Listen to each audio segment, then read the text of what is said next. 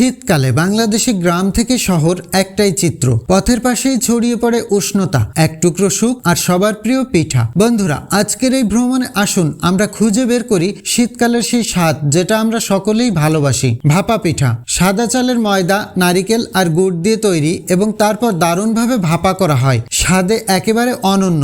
শহর এবং গ্রামে রাস্তার পাশে ছোট ছোট অস্থায়ী দোকানগুলোতে বিক্রি হয় এই পিঠা। ঠান্ডা হাওয়ায় তপ্ত এই পিঠা খাওয়ার অনুভূতি যেন জাদু। এটা শুধু পিঠা নয়, একেবারে শীতকালের ঐতিহ্য। পিঠার সঙ্গে জমে ওঠে বন্ধুত্ব, স্মৃতি আর গল্প। গ্রামে বা শহরে রাস্তার পাশে সবাই একসাথে শীতের আনন্দে মেতে ওঠে। এই পিঠা, এই রাস্তাঘাট, এই শীতের মিষ্টি অনুভূতি, এটাই আমাদের দেশ, আমাদের সংস্কৃতি। শীতকাল মানেই বন্ধুত্ব আর আনন্দের সময়। পিঠার সাথে আমাদের ঐতিহ্যকে আরও কাছ থেকে অনুভব করতে চলে আসুন। বাবু উজ্জ্বল ছিলাম আপনাদের সঙ্গে।